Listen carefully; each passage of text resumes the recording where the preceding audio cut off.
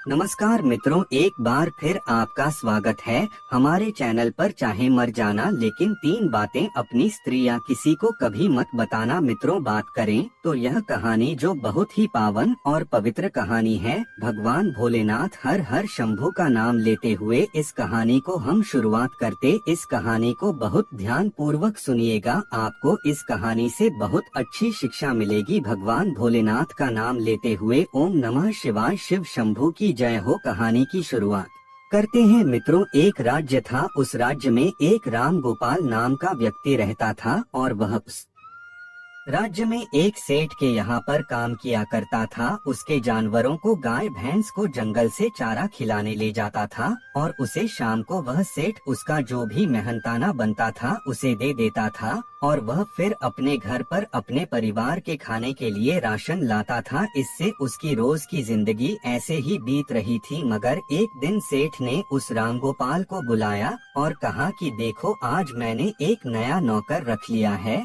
और तुम आज से मेरे यहाँ पर मत आना और तुम कहीं और जाकर काम ढूंढ लो और अपना जो भी पैसा बचा हुआ है उसे कल आकर मुझसे ले लेना। और यह कहकर सेठ वहाँ से चला गया। उसके बाद रामगोपाल बहुत उदास होकर अपने घर पर चला आया और रामगोपाल अपनी पत्नी को कुछ नहीं बताया। और अगले दिन रामगोपाल सेठ के पास गया तो रामगोपाल को सेठ ने उसका जो भी पैसा बचा हुआ था उसे दे दिया और कहा कि रामगोपाल, आज से तुम मेरे यहाँ पर मत आना। उसके बाद रामगोपाल पैसा लेकर घर पर आ जाता है और अपनी पत्नी को देता है। उसकी पत्नी जब पैसा पाती तो बहुत ज्यादा खुश होती है और तब रामगोपाल करता है अपनी पत्नी को पैसे देते हुए कहा कि कल से मैं काम पर नहीं जाऊंगा। सेठ ने किसी और को नौकरी पर रख लिया, इसीलिए आज से मैं घर पर ही रहूंगा। कल से मैं कोई काम धंधा ढूंढ लूंगा और करने के लिए जाऊंगा। उसके बाद रामगोपाल हर जगह गया, घुमा। 2-3 दिन 10 दिन हो गया मगर उसको कहीं भी काम नहीं मिल रहा था। रामगोपाल इतना ज्यादा थक और निराश हो गया था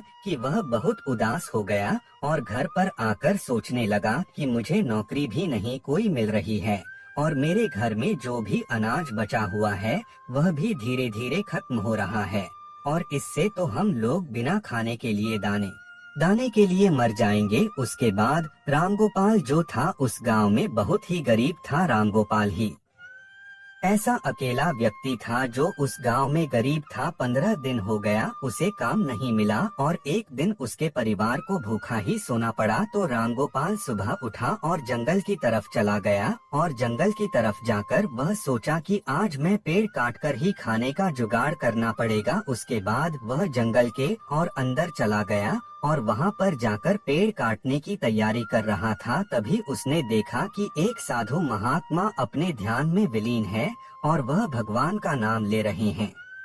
तभी रामगोपाल उस साधु महाराज के पास पहुँचा और उनके चरणों को पकड़कर रोने लगा और कहा कि प्रभु, आप कुछ करिए नहीं तो हमारा परिवार बिना खाए मर जाएगा और हम बहुत ज्यादा परेशान हैं। आप ही मेरा दुख दूर कर सकते हैं प्रभु। उसके बाद रामगोपाल उस साधु के पैर पकड़कर रोने लगा। जैसे ही रोने की आवाज उस साधु के कानों में पड़ी, साधु देखा और तुरंत ही उस रामगोपाल की सारी जीवन की कहानी उस साधु ने जान लिया। और वह साधु ने देखा कि जो रामगोपाल है बहुत ही अच्छा इंसान है, किसी का गलत नहीं चाहता और वह हर किसी का मदद करता है। उसके बाद रामगोपाल को वह साधु ने कहा, ठीक है, मैं तुम्हारी मदद करूंगा। इस जंगल में बहुत ही अंदर एक पेड़ है जो पूरी तरह से सूख गया है और तुम उस पेड़ के पास चले जाना और उस पेड़ के पास जाकर अपनी जो भी इच्छा हो, धन दौलत रुपया पैसा खाने पीने की चीज, उस पेड़ को तुम बता देना। वह पेड़ तुमको अपनी शक्ति से उसको दे देगा। और जाने से पहले एक चीज और सुन लो कि उस पेड़ के बारे में किसी को भी मत बताना। अपने पत्नी को, अपने गांव वालों को या अपने दोस्त यार को किसी को मत बताना, नहीं तो उसी दिन से तुम्हें वह पेड़ कुछ भी नहीं देगा। उसके बाद साधु महाराज को नमस्कार करते हुए रामगोपाल जंगल की तरफ निकल पड़ा और कुछ दूर पर जाने पर उसे सूखा पेड़ दिखाई दिया और उस सूखा पेड़ को देखकर रामगोपाल ने कहा है कि मैं क्या मांगू, आज मेरे परिवार भूखा सोना पड़ा था, आज फिर से भूखा मेरा परिवार नहीं सोए। इसके लिए वह सोचने लगा कि मैं आज एक चावल बोरी ही मांग लेता हूँ, देखता हूँ कि साधु महाराज की जो बातें हैं वह सत्य होती है कि नहीं। उसके बाद रामगोपाल ने उस पेड़ को कहा कि मुझे एक बोरी चावल दे दो। उसके बाद कहीं से एक बोरी चावल उसके सामने गिरा। उसके बाद रामगोपाल देखकर पूरी से पूरी तरह से चकित हो गया और उस चावल की बोरी को अपने पशु पर लादकर अपने घर पर चला आया और अपनी पत्नी कहा कि लो आज यह चावल बनाओ, कल से हम लोग भूखे हैं, आज हम लोग चावल ही खाएंगे। उसके बाद उसकी पत्नी ने उस चावल को बनाया और वह सभी परिवार मिलकर उस चावल को खाया। और रामगोपाल उस साधु की बातों को याद करते हुए अपनी पत्नी को कुछ भी नहीं बताया। वह जानता था कि उसकी पत्नी जो है बहुत ही भुलक्कड़ है, अगर वह उसे बता देगा तो वह सारे गांव वालों को बता देगी और जिससे वह पेड़ मुझे कभी भी कुछ नहीं देगा। उसके बाद रामगोपाल ने कल सुबह फिर उस पेड़ के पास पहुंचा और उस पेड़ के पास जाकर सोचने लगा कि आज मैं क्या मांगू, आज मैं धन मांग लेता हूँ। उसके बाद रामगोपाल ने कहा कि हे पेड़, मुझे आज तू 5 सोने की अशर्फी दे दे। उसके बाद पेड़ रामगोपाल को सामने 5 अशर्फी गिरा देता है। उसके बाद रामगोपाल उस 5 सोने की अशर्फी को ले जाकर अपने पत्नी को दे देता है। उसकी पत्नी कहती है कि आप मुझसे कुछ तो छुपा रहे हैं, कल आप एक बोरी चावल कहाँ से ले आए और आज आप 5 सोने के अशर्फी लेकर आए हैं, मुझको वह सारी बातें बता दो। उसके बाद रामगोपाल अपनी पत्नी को तो जानता था कि वह थोड़ा भुलक्कड़ है, वह किसी बात को पचा नहीं सकती, मगर वह अपनी पत्नी से उतना ही प्यार करता था और वह अपनी पत्नी को कभी भी कोई बात नहीं छुपाता था। वह अपनी पत्नी को सारी बातें बता देता है कि और कहता है कि हमारे सिवा किसी और को भी पता नहीं चलना चाहिए कि यह धन कहाँ से आ रहा है, नहीं तो उसी दिन से हमारा धन आना बंद हो जाएगा और हम पहले से भी ज्यादा गरीब हो जाएंगे। उसके बाद उसकी पत्नी ने कहा ठीक है, मैं किसी को नहीं बताऊंगी। और उसके बाद रामगोपाल अगले दिन फिर उस पेड़ के पास पहुंचा और सोचा कि आज मैं एक बोरी सोने की अशर्फी मांग लेता हूँ, देखता हूँ इस पेड़ मेरे को क्या एक बोरी सोने की अशर्फी देता है। उसके बाद वह रामगोपाल उस पेड़ से एक बोरी सोने की अशर्फी मांगता है और वह पेड़ उसे एक बोरी सोने की अशर्फी उसके सामने गिरा देता है। उसके बाद रामगोपाल उस सोने की अशर्फी को अपने पशु पर लादकर घर पर लाता है और धीरे धीरे इसी प्रकार से रामगोपाल का धन बढ़ता गया और रामगोपाल जिस सेठ के पास काम किया करता उस सेठ से भी ज्यादा अमीर हो गया। और जब सभी लोग ने देखा कि यह रामगोपाल जो इसको थोड़ा भी बुद्धि नहीं है, फिर भी यह कैसे इतना ज्यादा अमीर हो गया, लोग रामगोपाल से पूछने लगे, मगर रामगोपाल साधु महाराज की बातों को याद करके किसी को कुछ नहीं बताता था और कहता था मैं अपनी मेहनत से अमीर बन रहा हूँ और टालमटोल करके उनसे सारी बातें उन्हें कभी नहीं बताता था। उसके बाद गाँव वालों ने सोचा इस प्रकार तो रामगोपाल अपनी सारी बातें हमें नहीं बताएगा, क्यों न उसकी पत्नी से पूछा जाए। वह पत्नी उसकी थोड़ा भुलक्कड़ टाइप की है, जो भी जानती होगी वह तुरंत हमें बता देगी और यह राज क्या है हम लोग जान जाएंगे। उसके बाद उस रामगोपाल को गांव वाले छोड़कर उसकी पत्नी के पीछे लग गए और उसकी पत्नी से पूछने लगे कि तुम लोग इतना जल्दी कैसे अमीर हो रहे हो। उसके बाद उसकी पत्नी ने साधु की सारी बातों को उन लोगों को बता दिया और उसके बाद अगले दिन जब रामगोपाल दोबारा उस पेड़ के पास पहुंचा और सोने की अशर्फी मांगने लगा तो पेड़ ने रामगोपाल कुछ भी नहीं दिया। 3 से 4 बार मांगने पर भी उसने कुछ भी नहीं दिया। उसके बाद रामगोपाल उदास होकर वापस घर पर आ गया और अगले दिन सुबह फिर गया और उस पेड़ से दोबारा मांगने लगा, मगर पेड़ दोबारा कुछ भी नहीं दिया। उसके बाद रामगोपाल निराश होकर वापस आ गया और रात को सोते समय उसने अपनी पत्नी से कहा कि आज पेड़ ने हमें कुछ भी नहीं दिया, क्या मैंने जो भी बातें बताए थे उसे तुमने गांव वालों को तो नहीं बता दिया। उसके बाद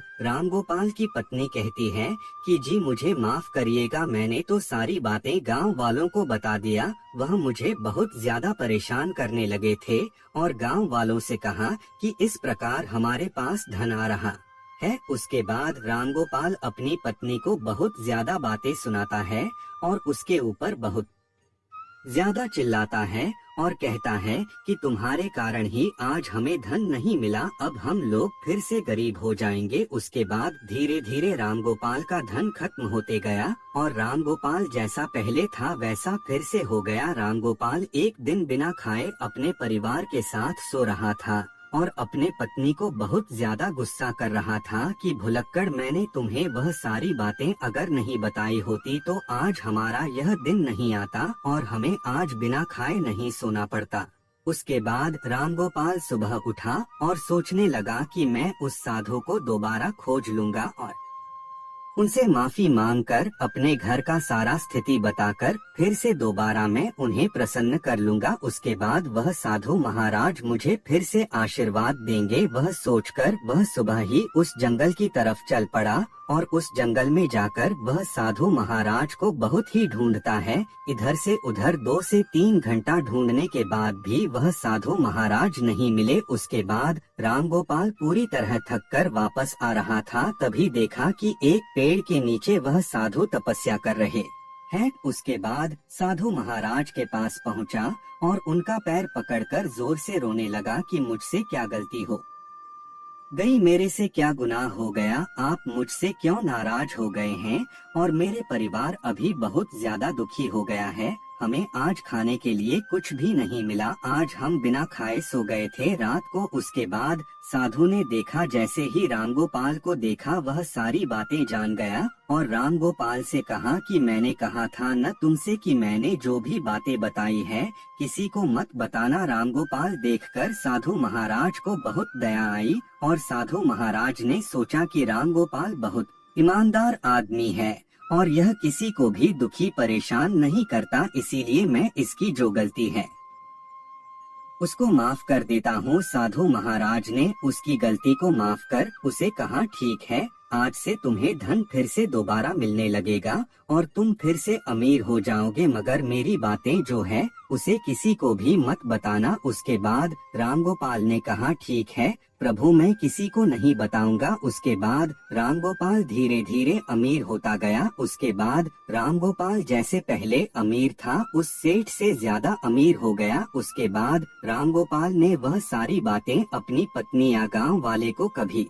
भी नहीं बताया। इसलिए मित्रों कहते हैं कि 3 बातें जो होती हैं अपनी स्त्रियां किसी को कभी भी नहीं बताना चाहिए। पहली जो बात है धन के बारे में, अगर आप अपने धन के बारे में अपनी पत्नी या किसी और को बता देते हो तो वह उस धन को हड़पने के लिए या उसे पाने के लिए आपका हत्या भी कर सकते हैं। दूसरी बात, अपने रहस्य को कभी भी किसी को नहीं बताना चाहिए। अगर आप कोई अपना रहस्य को छुपाना चाहते हो तो वह किसी के सामने अपने परिवार, अपने पत्नी और अपने दोस्तों के साथ कभी भी शेयर मत करिए। वह रहस्य आपके साथ रहेगा, वह किसी के पास नहीं पहुंच पाएगा। मित्रों, तीसरी बात होती है अपने अंदर की कमी के बारे में किसी को भी मत बताइए। अगर आप अपनी अंदर की कमी के बारे में किसी को बताते हो तो उस कमी को लेकर आपको हर समय ताना मारते रहते हैं और आपकी इज्जत थोड़ा भी नहीं करते हैं। इसके लिए मित्रों यह 3 बातें आप अपनी जिंदगी में हमेशा याद रखिए और इस कहानी का समापन यहीं पर करते हैं। तो मित्रों नमस्कार, प्रणाम, हर हर महादेव। महादेव आपके परिवार को खुश रखे। अगर यह स्टोरी अच्छी लगी हो तो वीडियो को लाइक करिएगा और कमेंट में एक छोटा सा प्यारा सा कमेंट जरूर करिएगा। तो मित्रों फिर मिलते हैं किसी अगले वीडियो में, तब तक के लिए नमस्कार।